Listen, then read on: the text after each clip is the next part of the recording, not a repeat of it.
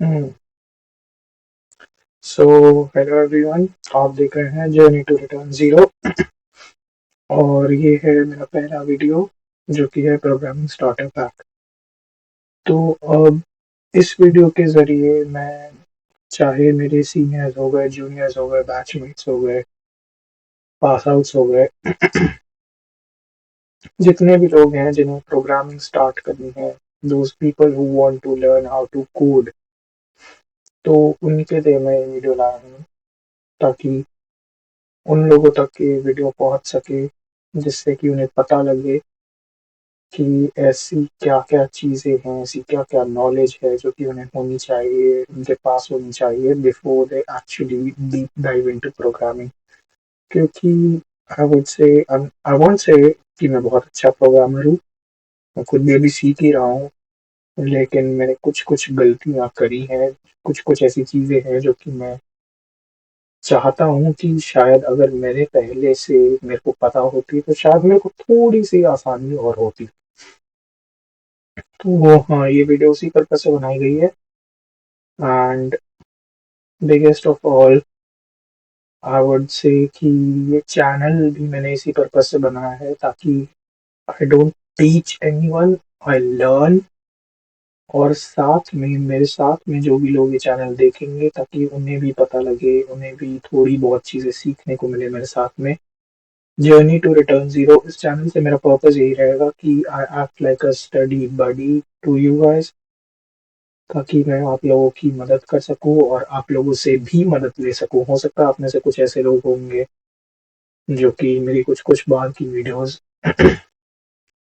इस चैनल पे देख रहे होंगे, जिन्हें मेरे से कई-कई गुना ज़्यादा प्रोग्रामिंग आती होगी। तो हाँ, मेरा सिर्फ़ ये मकसद नहीं है कि अब मैं आप लोगों को पढ़ाऊँ, मैं खुद एक कॉलेज स्टूडेंट हूँ अभी। और तो मैं इससे यही चाहता हूँ कि इस वीडियो के थ्रू हमारा एक कम्युनिटी टाइप का बने, जिससे कि हम लोग सीख पाए साथ में और एक्टिवली एक दूसरे से मदद ले पाए, एक्टिवली हम लोग कोडिंग कर पाए और साथ में सीख पाए। यही मेरा मकसद रहेगा इस चैनल के थ्रू। खैर, अब स्टार्ट करते हैं पहली वीडियो से। तो अब पहली वीडियो का टाइटल है programming startup app, getting started with coding. तो एज आई सेड, पहली पहली वीडियो का मेरा यही मकसद है। एंड मैं इस वीडियो के थ्रू मैं आपको वो सारी चीज़ें बताऊंगा जो कि आई वुड रिकमेंड कि आप लोगों को पता होनी चाहिए, या फिर वो सॉफ्टवेयर या फिर वो सिंटैक्सेस जो कि आपको पता होनी चाहिए when you are just learning how to code. और कुछ कुछ ऐसी गाइडेंस वाली चीज़ें भी होंगी जो कि आई वुड से आप लोगों को पता होनी चाहिए। एनीवेज, माइंडसेट एंड एक्सपेक्टेशंस, ठीक है। और यार, पहला तो मैं बता देता हूँ, पहला तो ना, कभी भी मैंने ये रियलाइज किया कोडिंग में, only do coding if you are actually liking it. अगर आप लोगों को मजा आ रहा है तो वही कोडिंग करो, वरना ऑनेस्टली आई डोंट फील इसका कुछ फायदा है। व्हेन यू आर लर्निंग, वरना उसके अलावा तो आई डोंट थिंक कोई फायदा है इस चीज का। और यार देखो, मेन बात ये है कि अब जैसे ये तुम लोग पीपीटी देख रहे हो ना, तो ये पीपीटी मैंने ऐसे नहीं है कि मैं खुद से पूरी की पूरी बनाई है, मैंने चैट जीपीटी वगैरह से भी थोड़ी बहुत हटाई है। मैंने बेसिकली, मेरा इस पीपीटी से ये मकसद था कि मैं कुछ ऐसा दिखा सकूं ताकि एक स्क्रीन पे लोगों का फोकस बना रहे। एनीवेज, माइंडसेट एंड एक्सपेक्टेशंस पे आते हैं। तो माइंडसेट एंड एक्सपेक्टेशंस में मैं पहला तो ये बोलूँगा कि हमारा माइंडसेट एज अ कोडर हमारा ये होना चाहिए कि हम कोडिंग सिर्फ इसीलिए नहीं सीख रहे कि भाई फैड है, मजे आते हैं भाई, एकदम ऐसे बोल रहे हैं हाँ भाई अपन तो प्रोग्रामर है एकदम मस्त। नहीं, अपने को सीखनी है तो इसलिए सीखने के लिए भाई मजे आते हैं कोडिंग करने में। व्हेन यू टाइप कोड, जब आप कोड लिखते हो किसी भी लैंग्वेज में, Python, Java, JavaScript, irrespective of whatever language you're learning, आपको मजे आने चाहिए कोडिंग में। ठीक है, और ग्रोथ का माइंडसेट होना चाहिए। ये बहुत इंपॉर्टेंट चीज है कि you should have a growth mindset. पहला तो रेफरेंसेस लेने से मत डरो।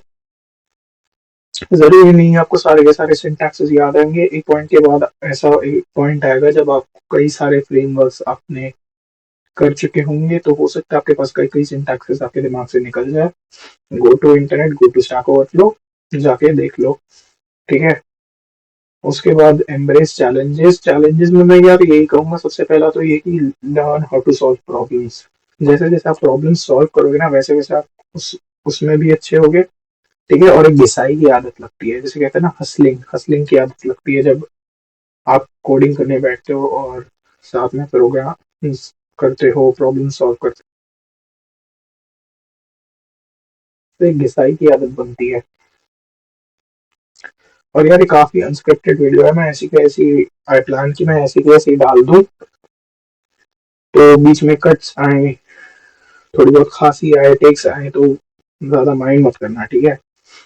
क्योंकि अनस्क्रिप्टेड ही रहने वाली है वीडियो, पहली वीडियो है मेरी। I do not even expect this to do well, but चल गई ठीक है, नहीं चली तो भी ठीक है। अपने को क्या, अपने को बस एक कम्युनिटी बनानी है जहाँ पे मेरे जैसे लोग जो कि अभी अभी या तो स्टार्ट कर रहे हैं या फिर थोड़ा सा भी बढ़ चुके बट उन्हें मोटिवेशन नहीं मिल रहा, वो लोग इधर आए और साथ में हम लोग कोडिंग सीखे। और ना यार, फेलियर से सीखना बहुत जरूरी है। फेलियर मतलब, अब आई डोंट मीन कि अरे भाई लाइफ में फेल हो गए, एग्जाम में फेल हो गए, नहीं, ऐसे फेलियर्स नहीं। अब जैसे कई बार आप लोग कोई प्रॉब्लम सॉल्व करोगे ना, उसमें एक एरर दिखाएगा। एरर में हमेशा हमेशा लिखा आएगा कि कौन सी लाइन में एरर है। एरर को पढ़ना बहुत जरूरी है। अब ये एरर सिर्फ कोड के लिए नहीं कह रहा मैं, this error also applies to life. Sorry, थोड़ा फिलोसफिकल हो गया, बट हाँ, उस एरर को पढ़ो, क्या एरर क्या है, और वहां जाके उस लाइन पे वो करेक्शन करो। Patience is key, progress takes time and effort. I would say this is one of the most universal things, कि प्रोग्रेस में टाइम लगता है, एफर्ट लगता है। कुछ भी चीज सीखते हो, खासकर से programming, programming takes a hell lot of effort and a hell lot of time. ठीक है, तो टाइम लगाने से तो मत डरो। समझ लो आप लोगों का आराम से 2 2 3 3 महीने लगेंगे अगर आपको स्टार्टिंग में कोई लैंग्वेज सीखनी है। ठीक है, और क्यूरियस रहना यार हमेशा जरूरी है, क्योंकि और in fact if I was to be, वही बंदा आगे बढ़ सकता है जो बंदा क्यूरियस है, जिसे सीखने की चाह है। जिस बंदे को सीखने की चाह है वो नहीं है, वो आगे नहीं बढ़ सकता। चूजिंग अ प्रोग्रामिंग लैंग्वेज, तो जैसा कि आपको स्क्रीन पे दिख रही है, Python, JavaScript, Java and C, C plus plus, ये कुछ प्रोग्रामिंग लैंग्वेजेस है जो कि काफी फेमस है। एंड इवन मैं भी पर्सनली यही रिकमेंड करूंगा कि आप लोग इन्हीं प्रोग्रामिंग लैंग्वेजेस से स्टार्ट करो। एंड मैंने पाइथन से स्टार्ट किया है, एंड आई वुड से यार, Python is an amazing language for beginners up to some extent, but at the same time I would kind of say कि आप लोग C या C++ से स्टार्ट करो, क्योंकि C और C++ में आपको हर चीज बेसिक से बनानी पड़ेगी। C and C++ are like very very old languages, तो उस उस चक्कर में जो आपकी वो जो लैंग्वेज, जब आपकी लैंग्वेजेस इतनी पुरानी होंगी तो ऑब्वियसली उसमें सारे टाइप के फंक्शंस तो होंगे नहीं। ठीक है, जैसे पाइथन में आप एरे को सिर्फ सॉर्ट फंक्शन से डायरेक्टली सॉर्ट कर सकते हो। यही अगर आपको सॉर्ट करना है अलग अलग तरीके से, तो आपको सी प्लस प्लस में या फिर सी में अलग अलग तरीके लिखने होंगे। तो मेरा तो यही सजेशन रहेगा बिगिनर्स को कि प्लीज स्टार्ट करो तो ऐसी रॉ लैंग्वेजेस से करो, क्योंकि जब सब बना बनाया मिलता है ना, तो वो भी क्यूरियोसिटी भी खत्म हो जाती है। और आई वुड से कि बहुत जरूरी है कि आप ये देखो कि आपका इंटरेस्ट कहाँ पे है। जब आपको अपना पता लगता है कि आपका इंटरेस्ट कहाँ पे है, जैसे मेरे को पता है मेरा इंटरेस्ट है, तो ऐप डेवलपमेंट में इंटरेस्ट है और AI ML में इंटरेस्ट है ना। तो मैं इन्हीं फील्ड की चीजें सीख रहा हूँ अभी। और it actually helps a lot, क्योंकि उससे आप एक रोड मैप डिसाइड कर पाते हो, एक स्टार्टिंग रोड मैप ले पाते हो कि हाँ मेरे को इस सेट ऑफ टेक स्टैक से स्टार्ट करना है और फिर धीरे धीरे आगे बढ़ना है। ठीक है। और साथ में एक चीज मैं बोलूंगा कि यार प्रोग्रामिंग की कम्युनिटी इन जनरल बहुत अच्छी है, बहुत ही अच्छी है। आपको कुछ भी चीज चाहिए, रिसोर्सेस चाहिए, कुछ भी कम्युनिटी गाइडलाइंस चाहिए, भाई बस गूगल पे जाओ, you will find endless things on it, literally endless. ठीक है। अब आता है setting up the development environment. तो यार देखो अब ना, मैंने ये चीज नोटिस करी है, ये खुद मेरे साथ भी हुआ था, मेरे को बहुत टाइम तक नहीं पता था, बहुत ही टाइम तक मैंने, एटलीस्ट मैंने टेंथ स्टैंडर्ड, टेंथ क्या, मैं तो पूरा शायद स्कूल पूरा नोट पैड पे लिख के ही निकाला था भाई देखो। ठीक है। मेरे को कॉलेज में आके सबसे पहले जो पता लगा था, वो मेरे को पता लगा था टेक्स्ट एडिटर, पता लगा था सबलाइन टेक्स्ट 3। बहुत ही टट्टी टेक्स्ट एडिटर था, मेरे लिए पर्सनली टट्टी था। आप लोगों में से किसी किसी को पसंद आ सकता है, नो डाउट अबाउट इट, हो सकता है आप लोगों में से किसी किसी को पसंद हो, नथिंग बैड अबाउट इट। ठीक है। बट मेरे लिए पर्सनली काफी डिफरेंट था। अब आ जाते हैं, अच्छा, टेक्स्ट एडिटर वर्सेस आईडी है ना, इधर भी लिखा हुआ है। टेक्स्ट एडिटर देखो क्या होता है, टेक्स्ट एडिटर वो होता है जहाँ पे आप कुछ भी अपना कोड वगैरह लिखो, बाद में एग्जीक्यूट उसे अलग से करो। ठीक है। आईडी यानी इंटीग्रेटेड डेवलपमेंट एनवायरनमेंट। क्या बोला मैंने? Integrated development environment. ठीक है। तो अब इंटीग्रेटेड डेवलपमेंट एनवायरनमेंट और आईडी में, टेक्स्ट एडिटर में ये फर्क है कि जो टेक्स्ट एडिटर होता है, text editor only allows you to write code, है ना। आपका नोटपैड हो गया, आपका सबलाइन टेक्स्ट 3 हो गया, ऐसे टाइप के टेक्स्ट एडिटर्स आपको कोड लिखने के लिए अलाउ करते हैं। लेकिन IDE as the name says, integrated development environment, यानी यहाँ पे आप कोड लिख भी सकते हो, उसे एग्जीक्यूट भी कर सकते हो, रन भी कर सकते हो, टर्मिनल भी एक्सेस कर सकते हो, अपनी गिटहब की रिपोजिटरीज भी इधर ही से डायरेक्टली क्लोन कर सकते हो। और अच्छा, गिटहब क्या होता है ये मैं बाद में बताऊंगा। कंटिन्यू, आप यहाँ पे एक्सटेंशन डाउनलोड कर सकते हो जो कि आपका कोड टेस्ट भी कर सकते हैं। और बेसिकली आप सारी लैंग्वेजेस की सारी चीजें इधर एक आईडीई से कर सकते हो। अब आईडी के कुछ टाइप्स होते हैं, वीएस कोड जो कि लिखा हुआ है, इंटेलिजे होता है, पाईचार्म होता है, ये बहुत ही अच्छी अच्छी आईडीज है। इनमें से पर्सनली मेरे लिए सबसे बेस्ट आईडी जो कि अभी तक रही है वो रही है वीएस कोड, क्योंकि वीएस कोड पहला तो ओपन सोर्स है, बिल्कुल कंप्लीटली फ्री है वीएस कोड। एंड अब तो वीएस कोड में नए फीचर्स भी आ गए हैं, एआई का फीचर आ गया है, क्लाउड कोड का, गूगल का, जो कि ऑटो कंप्लीशन कर देता है। ऑटो कंप्लीशन मतलब कि जैसे आप थोड़ा बहुत कोड लिखोगे तो वो आपका कोड अपने आप आगे कंप्लीट करने के लिए प्रोस्पेक्ट्स दिखाएगा, जो कि मेरे हिसाब से बहुत ही अच्छी चीज है। खैर अब मैं आप लोगों को दिखाऊंगा कि आप लोग वीएस कोड कैसे डाउनलोड कर सकते हो और कैसे यूज कर सकते हो।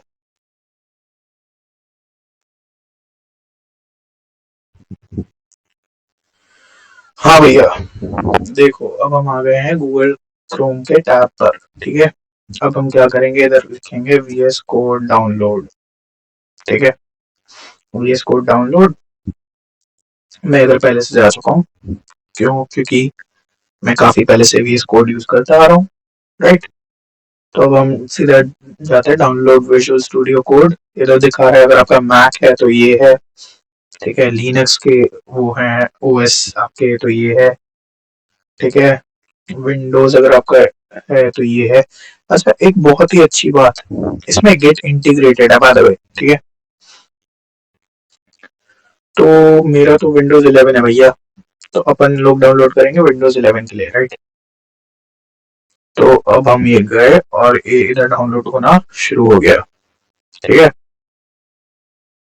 तो अब ये डाउनलोड होना शुरू हो चुका है, आप लोग देख सकते हो।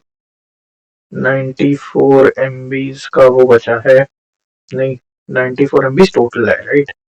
तो ये अपना सेटअप है। ठीक है। तो अभी सेटअप डाउनलोड होना शुरू हो चुका है और ये सेटअप डाउनलोड हो गया है। और अब हम क्या करेंगे, अब हम इसे इंस्टॉल करेंगे। यार देखो, अब मैं ना, मेरे इसमें पहले से डाउनलोडेड है, तो अब मैं इंस्टॉलेशन की कॉम्प्लेक्सिटीज में नहीं जाने वाला। तुम्हें क्या करना है, तुम्हें सिर्फ सेटअप जो है, तुम्हारा सेटअप डाउनलोड हो चुका है लिटरली। तो अब तुम्हें सिर्फ वो सेटअप खोलना है, ठीक है। उस सेटअप पे नेक्स्ट नेक्स्ट नेक्स्ट नेक्स्ट और इंस्टॉल का बटन वगैरह वगैरह जो होगा वो बस दबाना है, और बस तुम्हारा वो डाउनलोड होगा, और फिर मजा उठाना है। That's it. अब इसके बाद चलते हैं हम विजुअल स्टूडियो कोड की स्क्रीन पे, ठीक है, ताकि तुम लोगों को एक आइडिया लगे, ठीक है, ताकि तुम लोगों को पता लगे कि कैसे कैसे चीजें करनी है, कैसे क्या बनाना है, ठीक है। और उसके बाद हम आगे बढ़ेंगे नेक्स्ट टॉपिक पर। हाँ जी, तो अब हम आ चुके हैं अपनी वीएस कोड की स्क्रीन पे, ठीक है।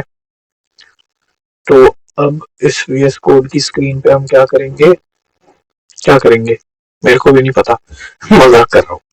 तो अब हम जाएंगे फोल्डर पे, ठीक है।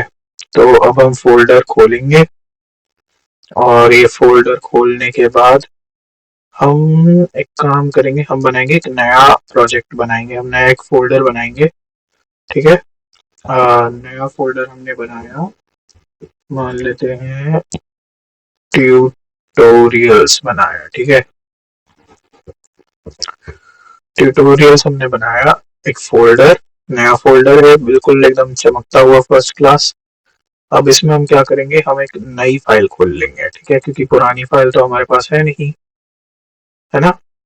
तो अब हम एक नई फाइल खोलेंगे, उसका नाम हम रखेंगे T1 डॉट डॉट क्या रखें, हाँ डॉट पी वाई रखते हैं, है ना। क्योंकि पी वाई कुछ कोड लिखेंगे तभी तो मजा आएगा ना यार, देखो अगर कोड नहीं लिखेंगे तो क्या मजा। If we are not writing any code at all तो फिर क्या ही मजा आएगा। हुँ? तो अब हम लिखते हैं डेफ सम 1 to 100, है ना। इतना लिख दिया, अब देखो बाकी सारा एआई ने दिखा दिया भाई। परफेक्ट है भाई, एकदम शेफ्स किस वाला मोमेंट है। बस अब मेरे को क्या करना है, मेरे को टैब दबा देना है, खत्म बात। खत्म भाई खत्म, बाकी कुछ है ही नहीं। बस टैब टैब दबाते जाओ, काम करते जाओ, खत्म। That is it. अरे नहीं नहीं नहीं, देखो एरर आ गया, एरर आ गया भैया। इतना जल्दी ऐसे कैसे कर देंगे। हाँ, तभी तो मैं सोचूं। अब देखो, परफेक्ट। तो अब तुम देख सकते हो यहाँ पे, इधर टर्मिनल है। अच्छा, टर्मिनल जिन लोगों को, बहुत लोगों को नहीं पता होता टर्मिनल, तो टर्मिनल क्या होता है ना, देखो टर्मिनल ये होता है कि पहले ना, बिफोर ग्राफिकल यूजर इंटरफेस, जिसे इंसानी भाषा में बोलूं, तो बिफोर वी हैड माउस, ठीक है, हमारा जो कर्सर है, इस कर्सर से पहले हम लोग कंप्यूटर से इंटरेक्ट करते थे थ्रू टर्मिनल्स, राइट। तो अभी टर्मिनल्स क्या होते हैं, टर्मिनल्स अभी भी एग्जिस्ट करते हैं, क्योंकि जो कंप्यूटर्स की जो इंटरनल फंक्शनिंग होती है ना, कि मतलब जैसे इंट्रिकेटली अगर आपको कहीं पे सीपीयू मैनेज करना है, तो उसके लिए अभी भी टर्मिनल यूज में आता है, ठीक है। एंड कई बार क्या होता है कि हमें ऑन द आउटसाइड हमें लगता है कि हाँ भाई ये फाइल यहाँ से डिलीट हो चुकी है, जबकि ऐसा नहीं होता। मैं बस बेसिक बेसिक से टास्क बता रहा हूँ, मैं ज्यादा उसमें नहीं जा रहा हूँ, ठीक है। तो अब हम क्या करेंगे, खैर टर्मिनल बेसिकली एक तो आपका जो फाइल होता है, कई बार उसे रन करने के लिए यूज होता है। गिटहब में सबसे ज्यादा यूज होता है टर्मिनल गिट। अगर आपको कोई भी गिट रिपोजिटरी, मान लो अगर आपको क्लोन करनी है कुछ गिट रिपोजिटरी जो आपकी पहले से पड़ी हुई है, मान लो अगर आपको उसमें कुछ ऐड करना है, कुछ चेंजेस कमिट करने हैं, ठीक है, कि कोई कुछ किसी के लिए मर्ज करने हैं अपने चेंजेस, है ना। तो ये सब के लिए भी टर्मिनल यूज होता है। बाकी एक काम करते हैं भैया, इसे हम एक बार रन करके देख लेते हैं, है ना।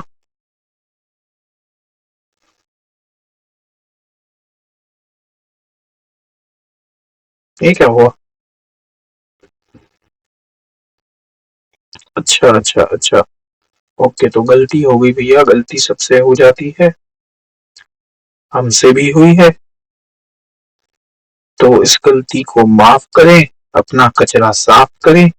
और ये देखो, ये इधर आ चुका है 500, 5050, ठीक है। तो 5050 अपना आंसर आ चुका है। तुम लोग चाहो तो कैलकुलेटर लो, वेरीफाई करो, ठीक है।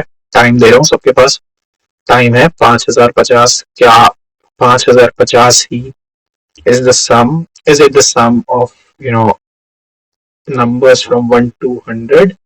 if it's not, तो बता देना भाई बाद में, क्योंकि मेरे को तो यही याद है, देखो मेरे को तो 5050 ही याद है, ठीक है। तो अभी तो यही है।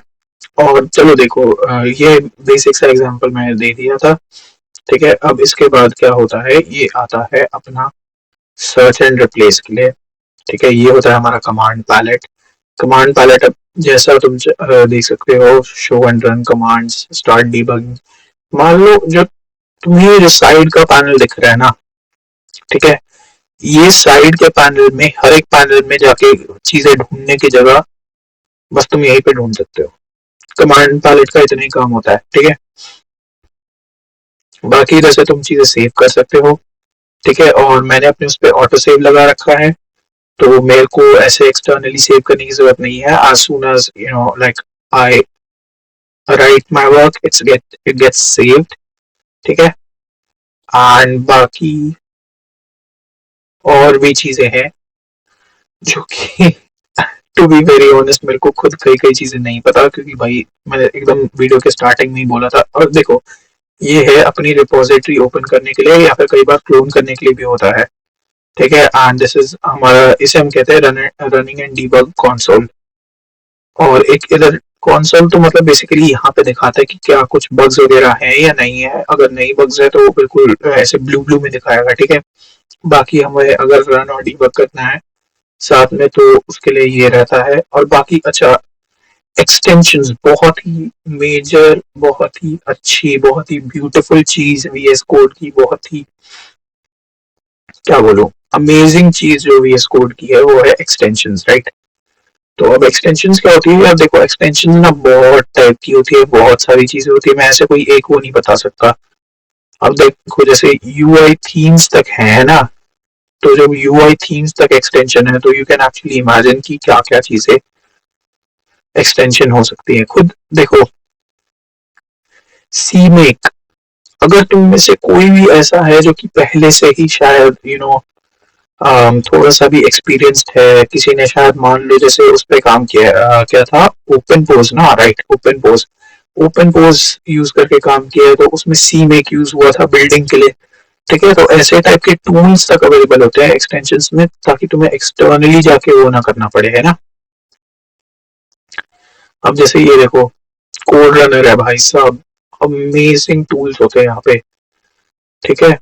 यहाँ पे तुम्हें अपना जो तुम्हारे वो होते हैं, जैसे तुम्हारा इंटेलिजेंस होता है, ठीक है, intelligence debugging and code browsing, जो कि सी सी प्लस प्लस में यूज होता है। कि अगर मान लो तुम्हें, जैसे ऑटो कोड कंप्लीशन मैंने बताया ना, तो अभी तक जब तक क्लाउड कोड नहीं आया था, तब तक ऑटो कोड कंप्लीशन का सबसे बेस्ट काम करता था सी प्लस प्लस में।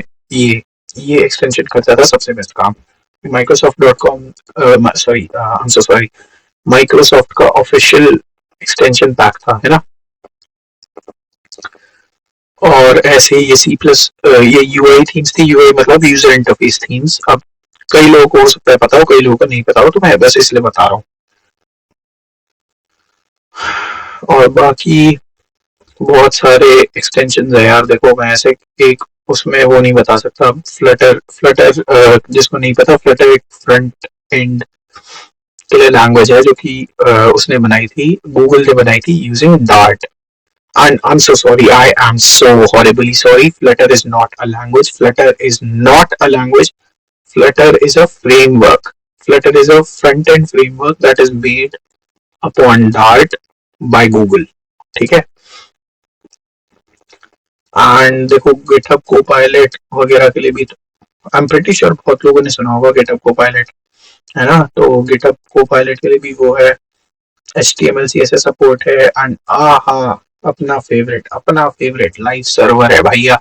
लाइव सर्वर क्या होता है? लाइव सर्वर होता है, मान लो तुम कोई वेबसाइट्स वगैरह बनाते हो कोई, ठीक है, HTML CSS पेजेस बनाते हो, तो उन पेजेस के लिए सबसे बेस्ट रहता है लाइव सर्वर। तुम्हें बस यहाँ पे ये तुम गो लाइव देख रहे हो, गो लाइव पे दबाओ, तुम्हें अपने आप ऑटोमेटिकली दिख जाएगा कि कैसे तुम्हारी वेबसाइट दिख रही है। और जैसे जैसे उस पर चेंजेस, तुम कोड में चेंजेस करोगे, वैसे वैसे तुम्हारे चेंजेस रिफ्लेक्ट होंगे उसमें, हम तुम्हारे जो स्क्रीन है वेबसाइट की उसमें, है ना। तो और ये भी सारे चीजें हैं, जैसे पाइथन के लिए अलग वो है। तो ये बहुत सारी चीजें आती है जो कि ये सारा आई वुड से कम्युनिटी रिसोर्सेज कहते हैं इन्हें, ठीक है। तो ये कम्युनिटी रिसोर्सेज बहुत ही तगड़े, बहुत ही स्ट्रांग होते हैं विजुअल स्टूडियो कोड के, और मेरे को पर्सनली ये बहुत ही पसंद आते हैं, मेरे को बहुत ही अच्छे लगते हैं। That is why I have always used Visual Studio Code. अब मैं ये नहीं बोलूंगा कि always always like as like मैं ऐसा कोई बहुत बड़ा अच्छा प्रोग्रामर नहीं हूँ, ठीक ठाक हूँ। मैंने स्टार्टिंग में ही बताया था, मैं खुद भी सीख ही रहा हूँ। तो मैं ऐसा ही इन्वायरमेंट क्रिएट करना चाहता हूँ जहाँ पे मैं भी सीख सकूँ, तुम लोग भी सीख सको, है ना। तो बस अभी विजुअल स्टूडियो कोड तो इतना ही। बाकी तुम लोग, अगर मेरे को इसकी डिमांड आती है तो मैं इसके लिए एक डेडिकेटेड वीडियो भी बना दूंगा। अच्छा, अब हम वापस आ जाते हैं अपनी पीपीटी पे, राइट। तो अब हम अपनी पीपीटी पे वापस आते हैं और हम देखते हैं बेसिक कॉन्सेप्ट्स इन प्रोग्रामिंग। अब ये यार, ये ना आई वुड से this is something that you have to, like, revise and improvise while you learn programming, and also before you are learning programming, है ना। उसके अलावा आई वुड से, लाइक यार देखो, ये जो चीजें है ना, इनकी तुम्हें हमेशा जरूरत पड़ेगी। सिंटैक्सेस तुम्हें हमेशा हर लैंग्वेज में चाहिए ही होंगे, पता ही होने चाहिए। एक बेसिक सिंटैक्सेस तुम्हें हमेशा पता होना चाहिए। इंट्रिकेसीज में तुम्हें जाने की जरूरत नहीं है। इंट्रिकेसीज का ये है कि यार, इंटरनेट एग्जिस्ट करता है, तो you can just learn it from anywhere you want। ठीक है, variable, data types, data structures, functions, control structures वगैरह, तुम्हें ये सब चीजें पता होनी चाहिए, ठीक है। तो वेरिएबल्स क्या होता है? वेरिएबल्स, अब हो सकता है कई लोगों को ना पता हो। वेरिएबल्स, मान लो अब जैसे तुम्हें एक कंटेनर है, मान लो तुम्हें दूध स्टोर करना है, तो उसके लिए तुम्हें क्या चाहिए होगा? कंटेनर चाहिए होगा। ऐसे ही अगर तुम्हें कोई वैल्यू स्टोर करनी है अपने प्रोग्राम में, उसके लिए तुम्हें क्या चाहिए होगा? एक वेरिएबल चाहिए होगा। So basically variables are like containers that store some sort of data, ठीक है।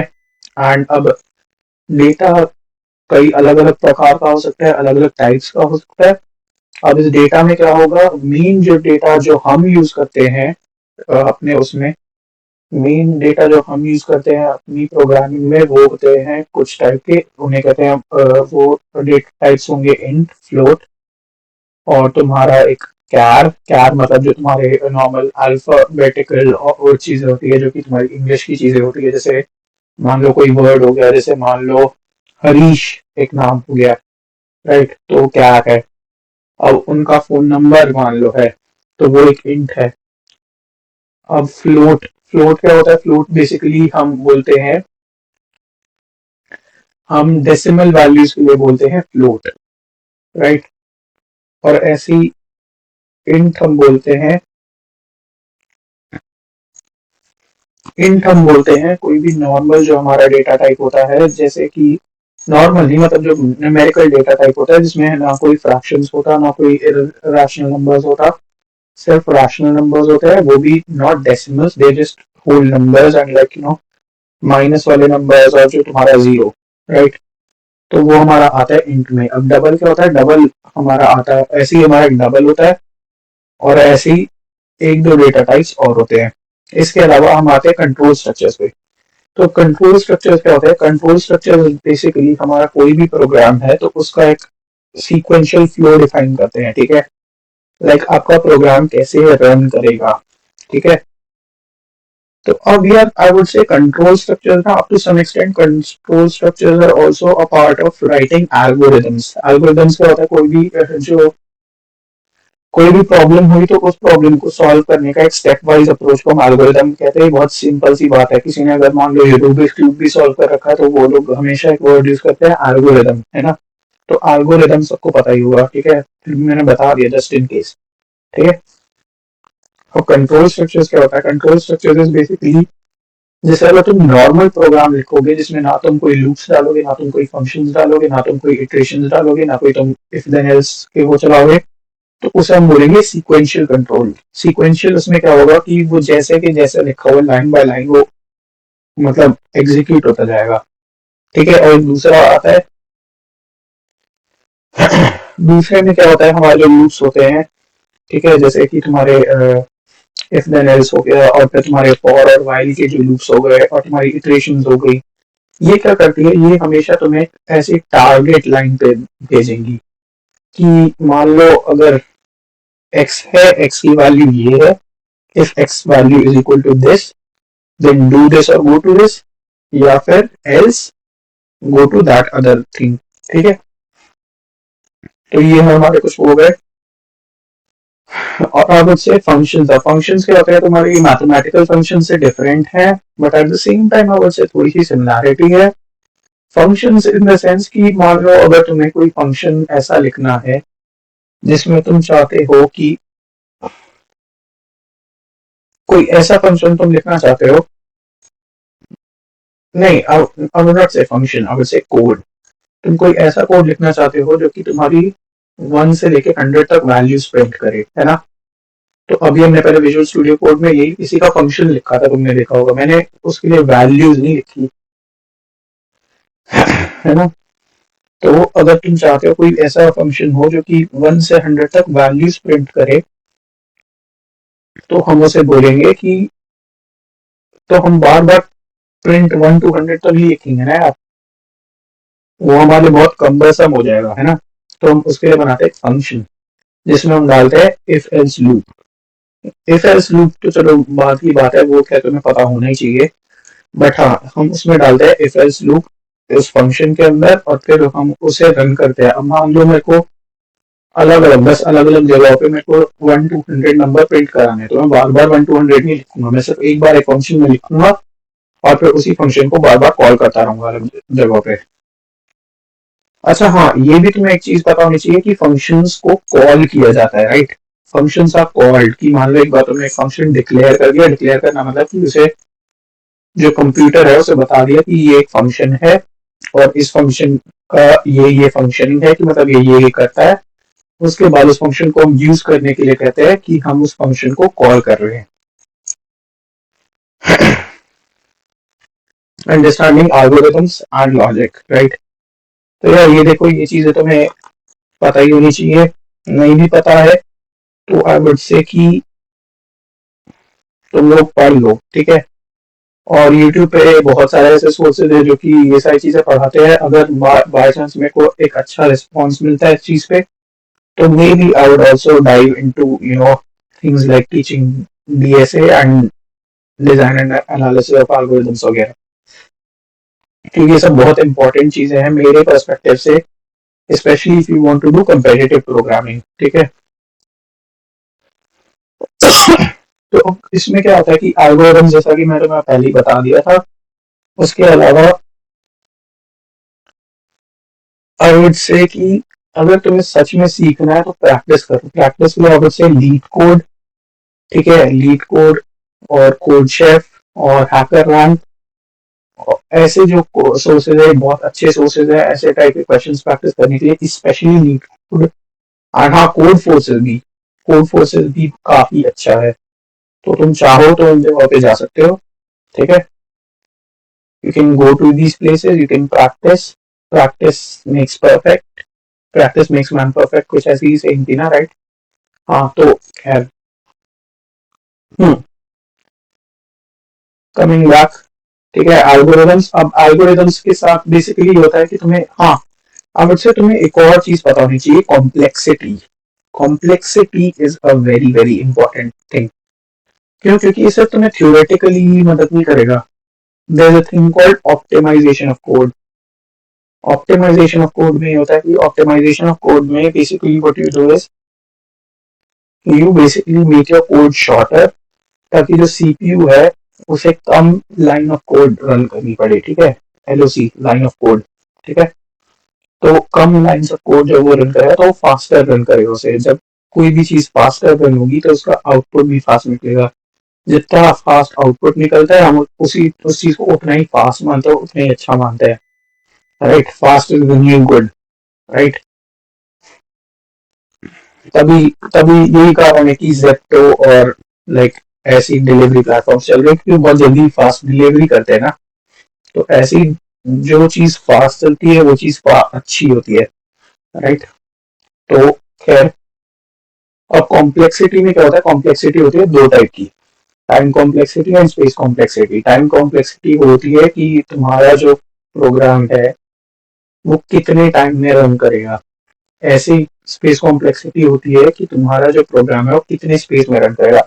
ये मैं काफी ज्यादा आई वुड से काफी सरफेस लेवल पे इस चीज को टच करके जा रहा हूँ। I am not going to any details. I would say अगर तुम्हें डिटेल्स वगैरह में जाना है तो यार यूट्यूब पे बहुत सारे सोर्सेज हैं।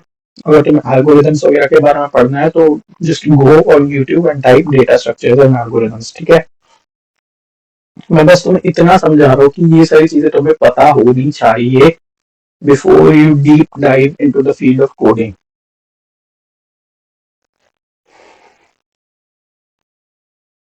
खैर, नेक्स्ट स्लाइड पे बढ़ते हैं। हम्म, ओह, खत्म। खैर, एनीवेज, तो ये मेरे कुछ लास्ट नोट्स हैं, ठीक है। इसके अलावा अभी मैंने काफी वीडियो में एक चीज रेफर करी, वो चीज थी रेफरेंस की। रेफरेंस से मत डरो, रेफरेंस लो, रेफरेंस रेफरेंस। अब रेफरेंस कहाँ से लिए? रेफरेंस के लिए सबसे बेस्ट प्लेटफॉर्म आई वुड से स्टैक ओवरफ्लो, चैट जीपीटी भी है। बट ये जो human level touch of reference होता है ना यार, वो स्टैक ओवरफ्लो से ही आ पाएगा। तो अगर तुम्हें बेसिक जो प्रोग्रामिंग है उसका रेफरेंस लेना है, कि मान लो तुम्हारा कुछ कोड नहीं चल रहा, तुम्हारा मान लो जैसे तुम सीमेक से मान लो तुम ओपन पोस्ट बिल्ड कर रहे हो और वो तुम्हारा चल ही नहीं रहा क्योंकि तुम्हारे पास विजुअल स्टूडियो एंटरप्राइज नहीं है। ऐसी टाइप की जो प्रोग्रामिंग में एरर्स आएंगे, तुम्हें इन एरर से डील करने के लिए सबसे बेस्ट रहेगा स्टैक ओवरफ्लो, ठीक है। और मान लो तुम्हें, if you are deep diving into AI, की मान लो तुम कुछ एआई का वो बना रहे हो मॉडल, उसमें तुम्हें मैथ्स की जरूरत है, तो अगर चाहे मैथ्स के लिए सबसे बेस्ट रहेगा, मैथ्स का शायद था स्टैक एक्सचेंज।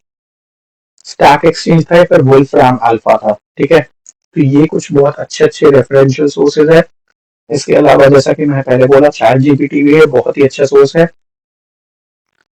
ठीक है। तो रेफरेंस लेने से मत डरो। और काफी सारे कम्युनिटीज है, जैसे रेडिट पे डेवलपर कम्युनिटीज है, डेवलपर्स ऑफ इंडिया करके, और ऐसी बहुत सारी कम्युनिटीज है जिन्हें तुम ज्वाइन कर सकते हो। और हाँ, साथ में एक बहुत ही इंपॉर्टेंट चीज जो कि मैं अभी तुम्हें दिखाने वाला हूँ वो है गिटहब, राइट। मैं तुम्हें दिखाऊंगा गिटहब पे कैसे प्रोफाइल बनाते हैं, गिटहब पे उस प्रोफाइल को कैसे चलाते हैं, है ना। और लाइक रिपोजिटरीज मान लो कोई है तो उन रिपोजिटरीज को कैसे क्लोन करते हैं, और उन रिपोजिटरीज में कैसे अपनी चीजें मर्ज करते हैं, वगैरह वगैरह। खैर, तो अब हम मिलते हैं नेक्स्ट गिटहब की विंडो पे। तब तक के लिए तो अब हम आ चुके हैं अपने गिटहब पे, ठीक है। तो अब हम गिटहब पे क्या करेंगे, ये हमारा गिटहब जो कि आप इजीली एक्सेस कर सकते हो सिर्फ और सिर्फ गिटहब गूगल पे लिख के, ठीक है। तो अब गिटहब क्या करता है, गिटहब, यार देख लो, मैं तुम्हें पहले वेबसाइट ही दिखा देता हूँ, ठीक है ना। सबसे सही रहेगा वेबसाइट ही दिखा देता हूँ तुम्हें। पहला तो यार देखो, तुम्हारा GitHub is some sort like to, अब जैसे कि मैंने पहले विजुअल स्टूडियो कोड में दिखाया था, तो विजुअल स्टूडियो कोड में भी अब गिटहब कोपायलट आ गया, जो कि एक एआई प्लेटफॉर्म है ना। I mean, I am sorry, not an AI platform, it's an AI integration, जो कि तुम्हारे बिल्डिंग में हेल्प करता है। किसके बिल्डिंग में? सॉफ्टवेयर के बिल्डिंग में, राइट। और उसके अलावा तुम्हारे बग फिक्सेस में हेल्प करता है। उसके अलावा it actually even allows your what do you से कोलैबोरेशन। कोलैबोरेशन कैसे होता है? कोलैबोरेशन ऐसे होता है कि अब मान लो तुमने गिटहब पे कोई रिपोजिटरी बनाई, ठीक है, तुमने वो गिटहब पे रिपॉजिटरी बनाने के बाद उसमें अपना कोड डाला, उसे वापस गिटहब पे कमिट किए उसमें चेंजेस, और अब मान लो, और तुमने उसे रखा हुआ है एक पब्लिक रिपॉजिटरी, राइट? अब तुमने पब्लिक रिपॉजिटरी रख रखी है, तो कोई भी अब उस गिटहब रिपॉजिटरी को फोक करेगा। फोक करना क्या होता है कि वो उस गिटहब रिपॉजिटरी को अपना बनाएंगे, मतलब उसकी कॉपी अपने उसमें बना देंगे, है ना? गिटहब को उन्होंने कॉपी बनाई, अपने लोकल लोकल सिस्टम पे क्लोन किया, मतलब कि लोकल सिस्टम जो उनका लोकल, जो उनका डेस्कटॉप है, जो उनका लैपटॉप है, उस पर उन्होंने अपना उसको वापस डाउनलोड किया। That's the term I would like to use, even though it's not technically accurate, but हाँ, फिर भी उसे डाउनलोड किया, और उसे डाउनलोड करने के बाद उसमें जो भी चेंजेस उन्हें करने थे, जो कि चेंजेस उन्हें दिख रहे थे, वो चेंजेस उन्होंने किए। उसके बाद फिर वापस उसे अपलोड किया, उसे मर्ज किया। अब पुल रिक्वेस्ट नहीं, मर्ज नहीं किया, आई एम सो सॉरी। जो भी उन्होंने चेंजेस किए उसे मेन ब्रांच से वो कर दिया, क्या कहते हैं, मर्ज करने की पुल रिक्वेस्ट डाल दी। अब पुल रिक्वेस्ट क्या होता है? पुल रिक्वेस्ट होता है कि जैसे जो भी उन्होंने चेंजेस करे, तो पुल रिक्वेस्ट यानी कि हाँ, मैंने ये चेंजेस करे हैं, क्या आप इसे अपनी वाली रिपोजिटरी में ऐड करना चाहेंगे? That's a pull request. जैसे वो जैसे पुल रिक्वेस्ट एक्सेप्ट हो जाती है, तो वो सारे के सारे चेंजेस मर्ज हो जाते हैं मेन जो रिपोजिटरी होती है उसमें। तो अब हम एक काम करते हैं, हम अपना नया अकाउंट बनाते हैं। ठीक है, मेरा पहले से अकाउंट है, बट फिर भी एक मैंने जान पूछ के नया ईमेल बनाया, सिर्फ ताकि तुम लोग देख सको, है ना?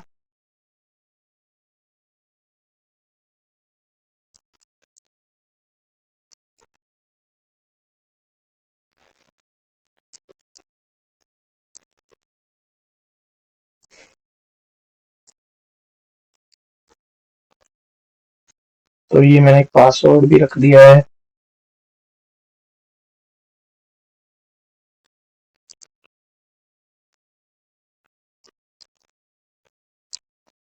ना? तो अब हम रखते हैं जे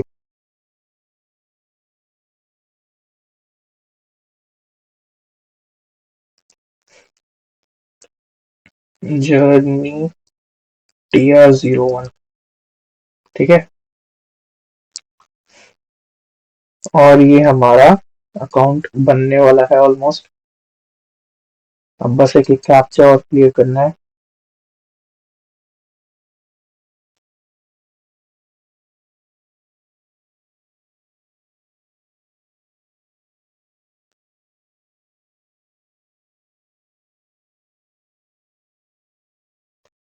ये कैप्चा हमारा क्लियर हो चुका है, और साथ में हमें कोड भेजा गया है, तो मैं कोड एक बार देख लेता हूँ।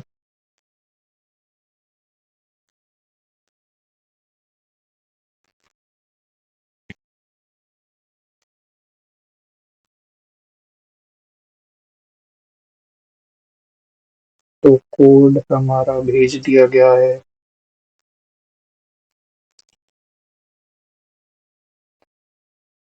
है ना? तो और अभी तो सिर्फ मैं ही हूँ, तो सिर्फ अपने लिए ही बना लेते हैं। और देखो, अब इसमें ये है क्या, बहुत सारी टाइप की चीजें, कि हम क्या क्या इंटरेस्टेड है करने में। तो कोलैबोरेटिव कोडिंग, ठीक है। अच्छा हाँ, और साथ में गिटहब का CLI भी आता है, जिसे कहते हैं कमांड लाइन इंटरफेस। ठीक है, तो वो भी तुम लोग चेकआउट कर लेना। बाकी हाँ, this is how you make your account. ठीक है, तो मैंने जो जो चीजें मेरे इंटरेस्ट की थी मैं सिलेक्ट कर दी है। मैं ये सिर्फ इसलिए बनाया है ताकि तुम लोगों को एक वो पता लग जाए कि कैसे हमें गिटहब पे अकाउंट बनाना है। अभी गिटहब पे मैंने अकाउंट बनाया है, इस गिटहब के अकाउंट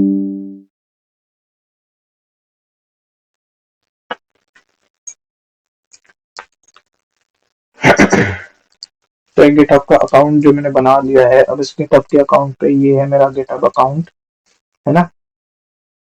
अब एक काम करते हैं, हम क्या बनाते हैं, हम एक रिपोजिटरी बनाते हैं, राइट? तो रिपोजिटरी बनती है यहाँ से। रिपोजिटरी मतलब एक तरीके से मान लो फाइल फोल्डर, राइट। तो ट्यूटोरियल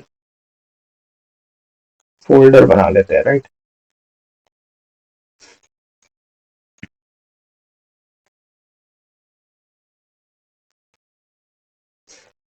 मेड फॉर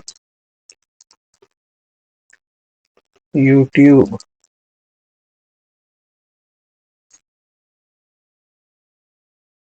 और ये बन गई हमारी रिपोजिटरी। ठीक है। अब इसमें अगर तुम लोग को डिटेल में जाना हो, डिटेल ट्यूटोरियल चाहिए होगा कि गिटहब पे क्या काम होता है, कैसे होता है, तो वो काम भी मैं तुम्हें बाद में बता दूंगा। अभी के लिए बस इतना ही, इधर ही खत्म करते हैं, क्योंकि इससे ज्यादा तो I don't think you would require much before you actually start coding, है ना।